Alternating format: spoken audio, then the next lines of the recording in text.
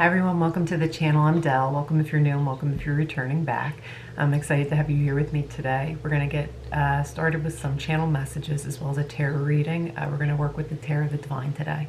So all information about me can be found in the description box where to book a personal reading. It can only be done through my website, Delle Goddess Intuitive or DelleGoddess.com, as well as any information, resources, or things like that. I just throw in the description box. Also, any songs that come through the readings I add to our Spotify playlist. It's grown quite large and eclectic and fun, and if you are a music lover, you can just hit shuffle and enjoy the music, or you can also hit shuffle and see what song wants to come forward for you today as an additional message from Spirit.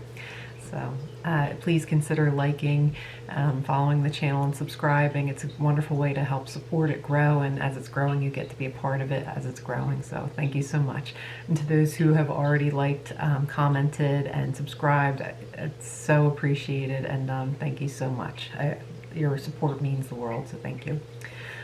Okay, let's get into the channel messages. So I'm gonna just get quiet a second, just allow myself to get situated here. It's a very foggy day. So that's where we're leading into. It's a very foggy day outside today, and there's this sense of like unknown, what's coming up on the horizon. I heard, will we start another day or will we repeat the same cycle again? And it's really up to us to decide what we want to do here. So at the time I'm filming this and being guided to share with you, it's about mid-March. So I've noticed different energies coming through the readings lately. So I just in general with the world, it is a time of like major change, and it seems that the pathway through that major change and upheaval is through turmoil.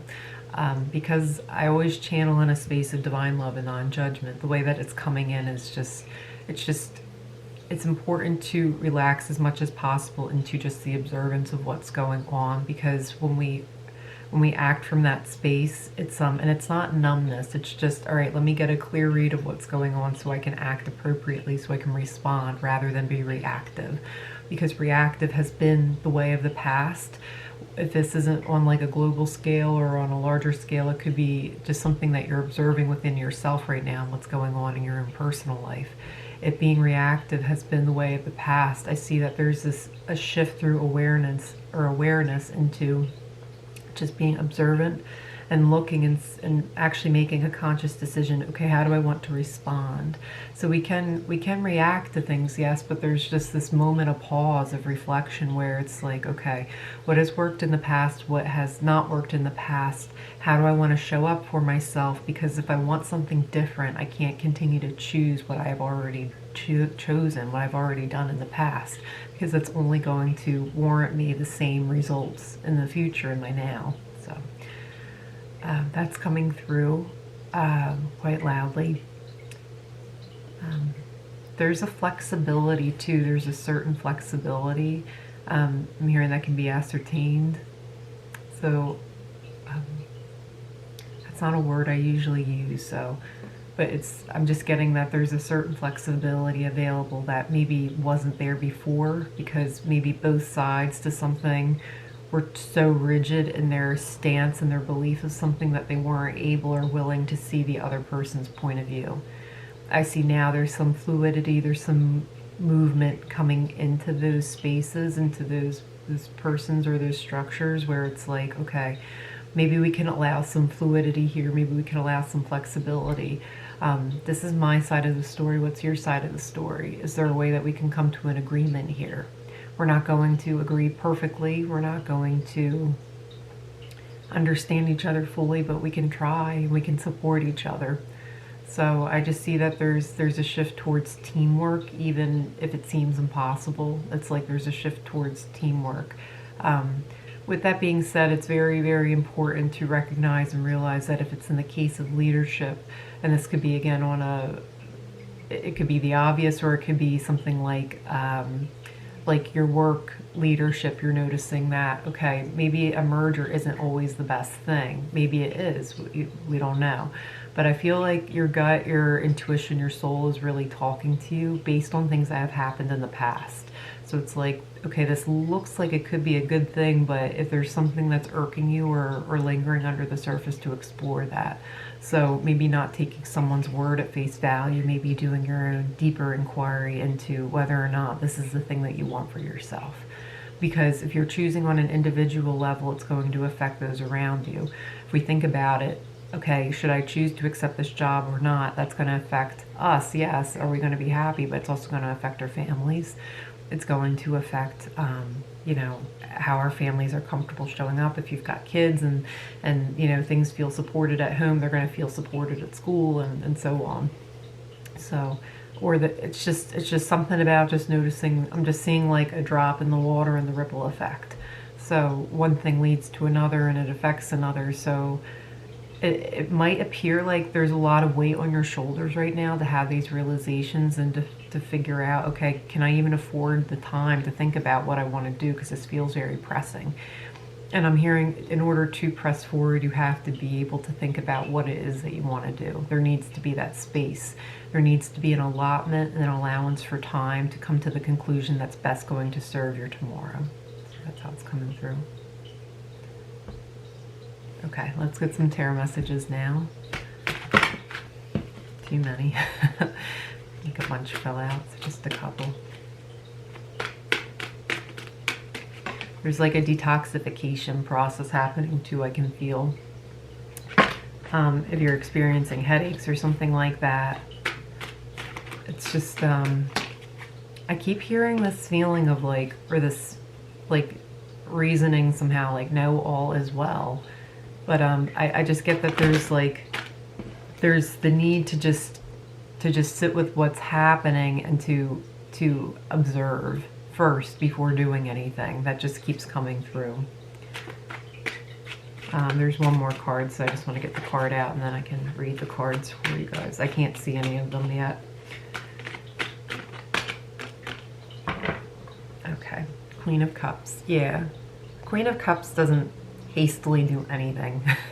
You know what I mean? And if there's ever a moment where the Queen of Cups has to act fast, she's doing so based on a very large pool of emotional intelligence, emotional resource, and emotional information, where she has allowed herself to grow and understand her emotions and how they relate to herself and how they flow in and out of herself. So if the Queen of Cups ever acts quickly, know that it's not a rash decision that she's making, it's she's pulling on a well of emotional experience. So that's coming in. I feel like your emotions could be heightened right now. You might not fully be aware or questioning yourself, or maybe you are, but I'm just getting that somebody is like, you know what, I actually have more time than I think. I'm going to process how I'm feeling. I'm going to take 100% accountability for my own actions, and then I'm going to show up. And I'm going to show up in a way where I'm resilient, but I'm also doing and advocating for what I feel is best for not only myself, but those around me.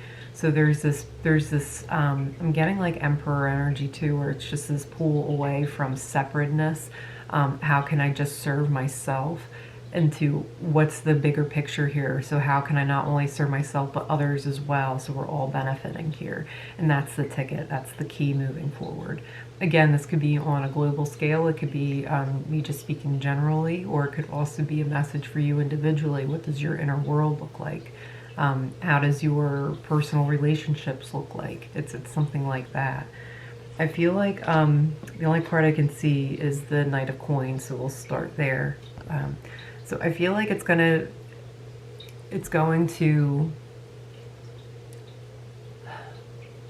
going to be some hesitancy about how to move forward with something. And it's because it would require a lot of awareness. It would require a lot of use of our intellectual mind rather than allow things just to be done for us. And if we look at it on a global scale, and if we look at it also on an individual scale, it's like, look at how often we allow other people to think for us. It's not just in leadership, it's in algorithms, it's in tech, it's in AI, it's in it's in influencing, it's in, I don't know how many people are buying magazines anymore, but it started in magazines, I feel like, where it's just like advertisements are literally, they're becoming more and more enmeshed within the consciousness of our day-to-day life, and it's like people aren't even aware of it. Every time you go down the street, you see many advertisements. Cars, all of them are an advertisement. They all have their logo on it, and they're all there to demonstrate, like, this is the car that you want. Let's make it look as nice as we can and drive as nice as we can. And there's nothing wrong with that. But when it becomes like this choice over and over and over again, it's like the neurological system is responding to that. So where are we allowing our choices to be made by others, and are we even aware of that? So with this Knight of Pentacles, Knight of Coins, I'm just getting, a lot of you have woken up to this already, or you are waking up to this, or you're becoming more and more aware. And it might seem like a major overhaul, but if you have ever gone to the gym, if you've ever worked out, if you've ever tried for something new, if you've ever really worked hard at something, you can see that every single time there is this resistance to it because it's difficult and it takes a lot of work. And you might go to the gym for 2 or 3 months and not see any results. And one of the best, my favorite things about going to the gym, because this was a process that I did before, I've talked about on the channel now.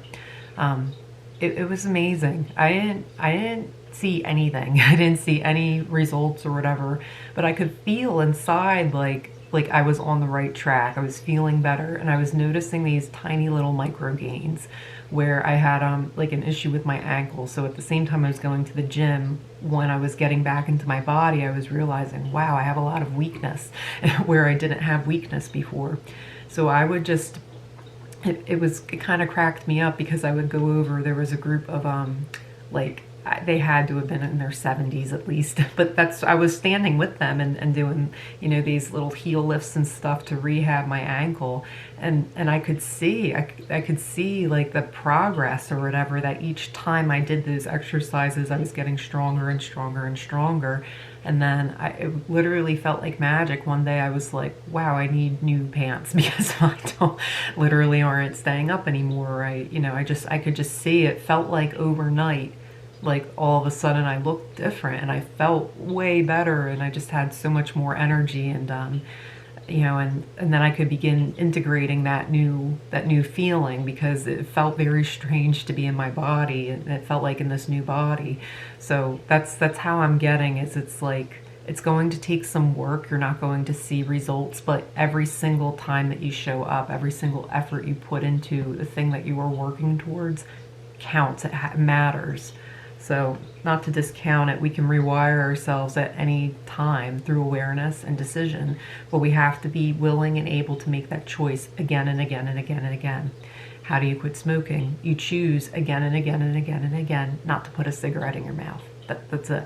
It's, easier said than done, especially if there's a dependency, but it's really letting the brain know we don't do that anymore, Okay, so the next message is the sun. So the sun talks about illuminating things, illuminating where we need to grow, where we need to shine, and where we need to deepen our commitments in certain areas, because they're serving us better.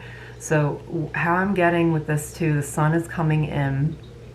It's shining light on all of the things that we need to focus on, that need to be brought to our attention. The sun is interesting though, because I've noticed that whenever I see the sun come up, or if I see signs that, with the sun energy coming up in my day-to-day, there seems to be a caveat involved when the sun shows up. So it's like, yes, it's overall, it's a beautiful thing, but there also seems to be like a catch to it. Not in a bad way, but just like, oh, okay. And I'm hearing that line from that movie, what is it, A Few Good Men, I don't remember, where they're like, you can't handle the truth. So sometimes with the sun, it's like the truth is illuminated, but it's like, when you become aware of something, you then are faced with the decision of, what do I do now that I have this awareness? If you continue to take actions out of a place where you didn't have that awareness, chaos will ensue. It does every time. I've noticed this in my life at least, and maybe you've noticed it in yours, and if it's not chaos, it's disappointment, it's falling back, it's growing, you know, into disharmony with yourself, and it affects like a domino. It's like, woo. But when things are illuminated to us, it's like, okay, now we have the decision to act from a heightened place of awareness, and with that often comes responsibility. So it's like, what do you want to do? Getting a random side message where it's like someone is aware that they have like deep set feelings for another person, but they're still not acting on it. So it's like, what do you want to do here? Because you have that awareness. So every time that you choose to snuff down those feelings, you're kind of lying to yourself, you're betraying yourself. So that's coming into, I'm seeing like an engagement energy or something like that, or a proposal that wants to take place, but for some reason you're thwarting yourself or you're stopping yourself.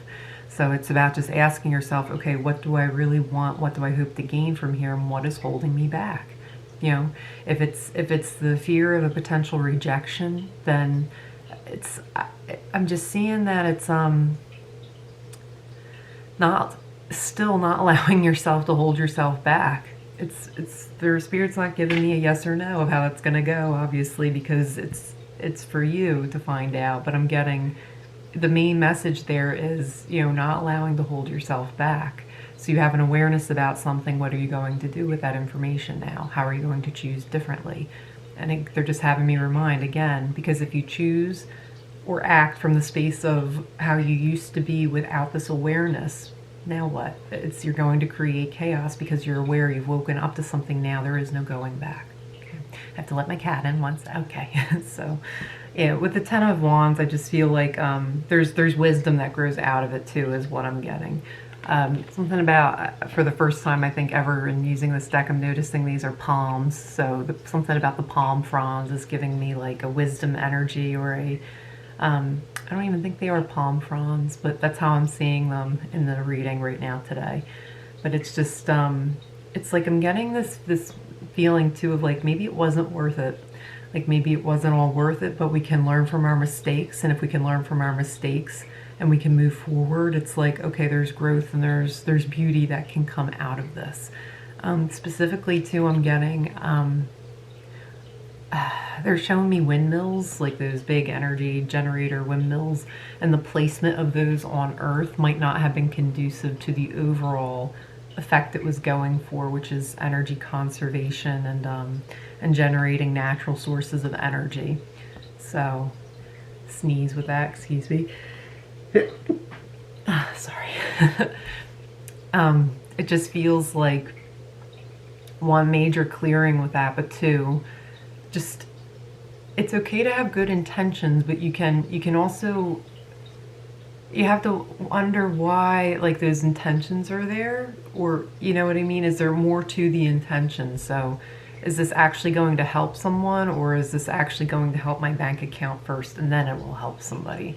So there's something about just being like, I'm hearing pure of heart, being pure of heart coming in, and that will make your manifestations so much more worth the while, where it can benefit all of us, but it doesn't have to be built on just the benefit of one person first and foremost. And it can't be like all of us, like literally all of us. So I'm just getting like a larger message here about even how we choose to conserve energy and things like that. Is it actually doing more good for the planet, or is it harming the planet in the process of setting this up? Some things, the cost is not worth the gain. Or the gain isn't worth the cost, whichever. It's like it's too much of a risk, too much of a cost for the gain on the other side of it. Specifically with the windmill, I'm not getting too much about, like I'm getting something more so about the placement of it. Doesn't align, doesn't add up. If it's going into the ocean, I'm getting a big red X over that. It's going to create more cost than actual helping. So in the long run, whoever needs to know that, we don't judge it here. The Nine of Wands, yeah, so again, there's something about just like being resilient and learning from, it's quite a dark card, isn't it? But being resilient and learning from the mistakes of the past, but understanding too, like the main message with this is it's going to take more effort to change the course of the future than if we keep repeating the mistakes of the past and expecting something different to come out of those choices. So we have to choose differently. And when we choose differently, that's when change happens. So again, this could be on a larger scale or it could be in an individual thing. So if there's change, and this message is coming through again with I believe Mahatma Gandhi said this, be the change you wish to see in the world. I researched that a little bit. I don't know that he said exactly those words, but that's what they sum up to be, is be the change you wish to see in the world. If you want something different, you need to choose something different, but that first comes from awareness. So even to have the awareness of, oh, I recognize something in myself that I want something different, I don't want to keep doing this anymore, then we need to change something. So just keep bringing me back to working out, because it's an easy analogy, I guess. If you want, or if you know you don't want to feel this way anymore, why? It's like because it's taking away from joy. Is it taking away from you experiencing more of your life fully? Are you finding that you are like you're out of shape or you're out of breath doing simple things that, just like going up a flight of stairs or something like that? So it's like identifying the why you want to do this is coming from a place of pure heart. That decision there is going to benefit not just yourself to, okay, let me put some focus into my body so that way I can show up more for myself, but it's not just for yourself, it's for people around you who really enjoy you and who get to enjoy your company and you feeling better too as a result of that. So translate that how you will. I forgot to do my little disclaimer about the messages are general. I mean, it's always in the description box too anyway, but I look at this like a cosmic post office. So, the letters come and we take a look. Oh, this is for me. Thank you. This is not for me. No, thank you. And we leave it for somebody else. But this seems to be coming through as like, it's like almost like a blanket statement. Like it affects everybody. We're all in this together. So again, this resurgence of unity consciousness, of understanding that, what I do affects every single other person on the planet. We are so intertwined, and there's such a special, delicate balance to the universe and to our world. So that's coming through. Whether you believe it or not, it's coming through. So, and then the Five of Cups, not all is lost. So some people, it's like when they recognize their old way of life, of living, of doing, believing, and seeing isn't working for them anymore. Yeah, it feels like a loss of the self. It feels like a grieving process, but it's a conditioning. It's not, you're not actually losing yourself, is what Spirit's saying. You're losing the conditioning, which can feel like a loss of identity of the self, but you were there the whole time and you've always been there. So the Five of Cups is literally like I'm seeing in this deck, at least, we have the 3 cups that are spilt and the 2 that remain upright in the dawn of a new day back here. So the promise of a tomorrow. With the cups spilt over, and especially with this deck, there's a hand grabbing onto her as she's going through this grieving. Do you ever notice too, when you decide to give up something, or you've decided to take a new route, or you've decided to do something differently, the past always tries to like beckon you back. So this could be like you quit smoking, and then you go out and there's a really attractive person and they're like, oh, you want a cigarette? And it's like there's temptation to always go back, but it's what did you decide, and how serious and how truthful are you being to your true self to honor the things that you want. So you can choose, okay, just one's not going to hurt, but it does, because it's not in alignment with that new decision. So it's you're automatically starting over again. So, or you can continue that momentum forward about, you know what? Yeah, I'm good, thank you though. I'm seeing too Dr. Jackson Crawford. He is a Old Norse linguistics specialist. I like to listen to on YouTube. I'll put his channel below if you want to check him out too. He's I just like the way that he delivers information. It's interesting, and it's factual, and it's good stuff. So anyway, it's good quality. But he shares occasionally his sobriety story, and I find stories like that very, very empowering.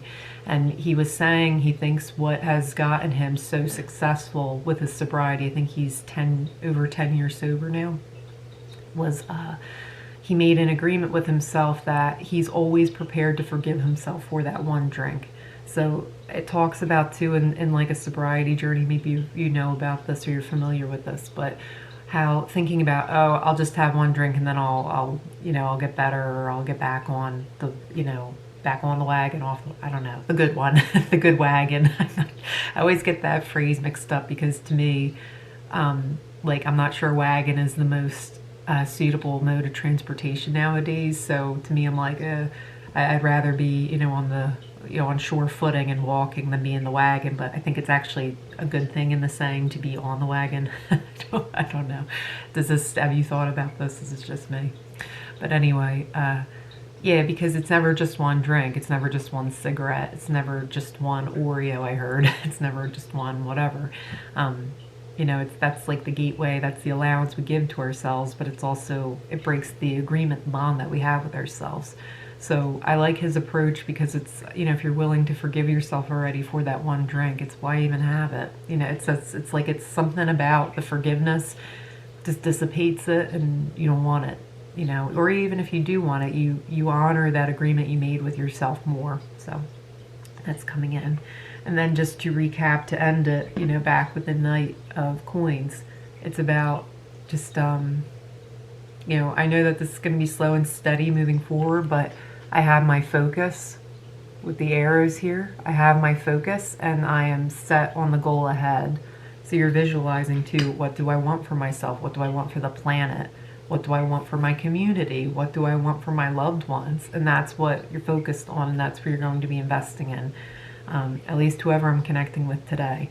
No matter how difficult, no matter how long the road, I'm hearing it's getting started today and not looking back. This is what I'm doing. This is what I am committed to. And then just as a final message too, we have the Six of Swords. It's sailing on to a calmer shore, to a better tomorrow. That's what I'm hearing. I'm hearing from Fame, I think it is, the musical, bring on tomorrow, let it shine, like the sun coming up on a beautiful day. It's yours and mine, we can make a difference, it's not too late. Bring on tomorrow, we can't wait. So I'll add that to the Spotify playlist. I hope that wasn't a corny ending. I don't care though. It fits the bill, I feel like, very much. So sending you all my best, hoping you are well and staying well. Until next time, take care. Bye.